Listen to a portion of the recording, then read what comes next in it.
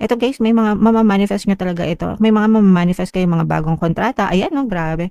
Grabe to sa manifestation. Ito yung manifestation guys ng blessings at saka swerte, no? Sabi ko nga guys, may mga bagong kontrata, may mga bagong transaction, may mga bagong deal guys, no?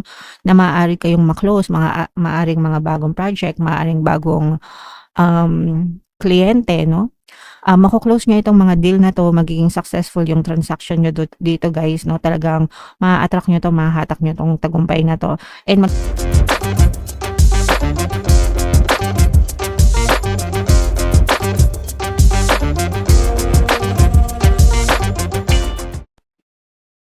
hello guys, hello Cancer, welcome back to Pinoy Pixie Tarot.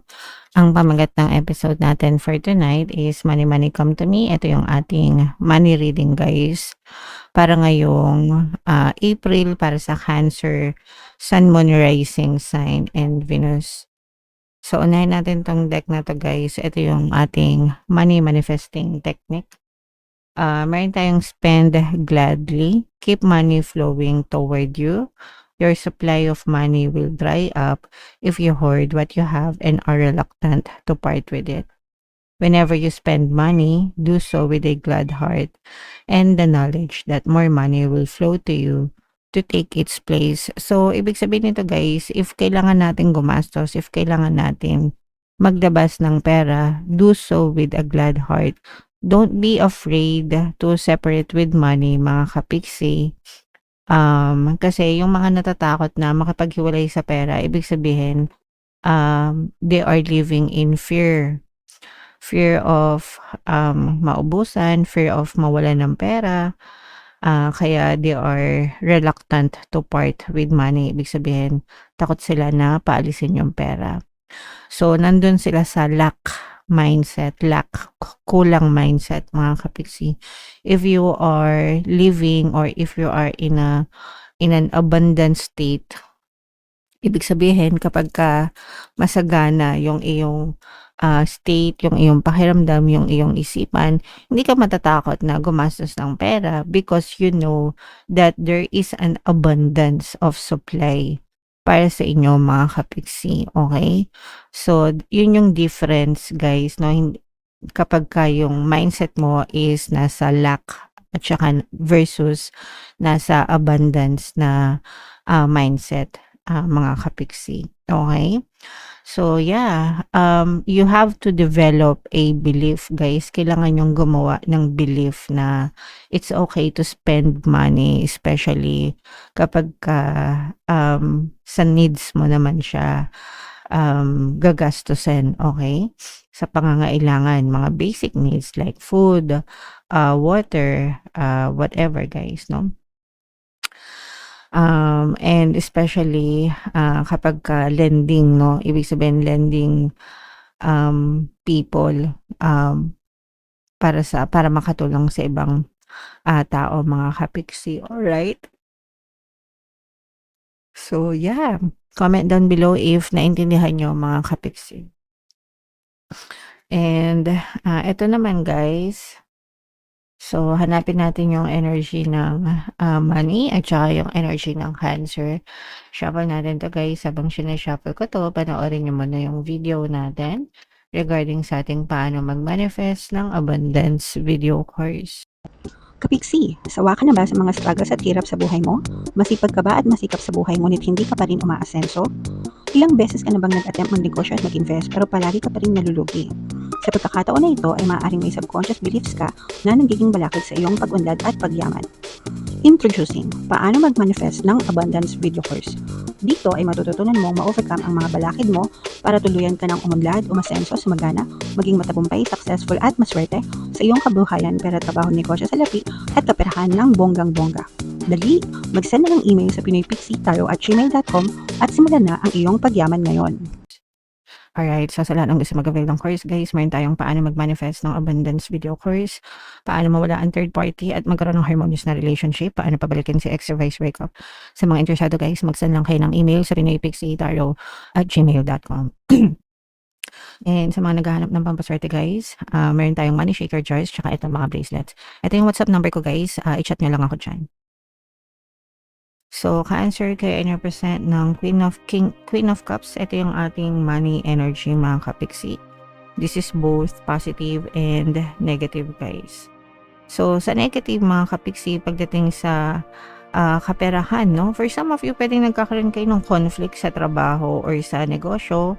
Kung kayo ay business owner, mga kapiksi, pwedeng nagkakaroon kayo ng conflict sa mga business partners nyo, like sa mga suppliers nyo, sa courier nyo, or sa mga empleyado nyo sa trabaho, mga kapiksi. Kung kayo naman ay nagtatrabaho, guys, maaaring nagkakaroon kayo ng conflict sa mga kasamahan mo sa trabaho, especially kung nabibiktima kayo ng pambubuli or pampopolitika, no, ng ibang tao sa workplace nyo. Parang sinisiraan kayo, guys, no? It's either sinisiraan kayo sa trabaho, or yung ibang tao, pwedeng sinisiraan kayo yung negosyo nyo, kung may negosyo kayo, let's say, ganyan, okay? And masyadong malakas yung mental toll nun sa inyo, guys. Ibig sabihin, malakas yung tama sa isip nyo. Hindi nyo maiwasan mag-isip ng nega. Iniisip nyo na may problema sa inyo. You're not the problem, mga kapiksi. It's just how you take, no, yung sitwasyon na nangyayari, kung paano mo binibigyan ng kahulugan yung sitwasyon sa paligid mo, guys, no? Pero you're not the problem. Kailangan mo lang piliin or i-filter yung nakikita mo, yung sitwasyon mo, yung naririnig mo, no? Eliminate the negative, accentuate the positive, guys, okay? Yan yung palagi kong sinasabi sa inyo, mga kapiksi. Alisin sa buhay nyo yung pagiging nega, guys, and mag-focus lang tayo sa positive, mga kapiksi, okay? Sa workplace naman, guys, hindi naman maiwasan, no? Meron talagang ibang kumpanya or environment na may mga chismoso, may mga chismosa, may mga naninira, may mga inggit. And kahit saang kumpanya naman, guys, kasi it's not about the company, it's about the people, no, working in that company. So, nasa tao pa rin talaga yun, guys. And kahit na let's say lumipat ka ng ibang kumpanya, kung ganun din yung nakasanayan ng mga tao dun sa next company na yun, di ba? So, ganun din yung magiging experience mo. Kaya, ang importante is how you react, no? Paano kayo magre-react dun sa mga tao sa paligid nyo. Kung wala kayong mabuting makukuha sa kanila, much better na dead man na lang, mga kapiksi. Okay? Huwag kayong magpa-apekto sa kanila and mag-focus lang kayo sa trabaho nyo, guys. Okay? And ito yung mga swerte, mga kapiksi. For some of you, may mga brand new beginnings kayo, or baka may mga sinisimulan na kayo, guys, no? Ito guys, ano to?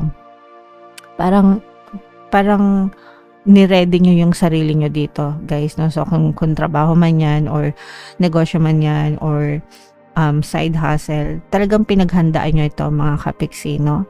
And suswertehin kayo dito sa bagay na to, guys. And ito yung mag-aangat ng pamumuhay nyo, or pwede siyang makatulong para umangat yung pamumuhay nyo, mga kapiksi. Okay? So, malaking tulong yan sa inyo, guys. Kaya, importante talaga na pinagpaplanuhan natin yung ating buhay, mga kapiksi.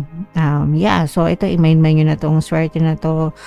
Good luck, good fortune, mga kapiksi. Okay? Alright. So, what else, guys? Tingnan pa natin, mga kapiksi. Mayroon ditong presence ng another earth sign. Ito, guys, may mga mamamanifest nyo talaga ito. May mga mamamanifest kayo mga bagong kontrata. Ayan, no? Grabe. Grabe to sa manifestation. Ito yung manifestation, guys, ng blessings at saka swerte, no? Sabi ko nga, guys, may mga bagong kontrata, may mga bagong transaction, may mga bagong deal, guys, no?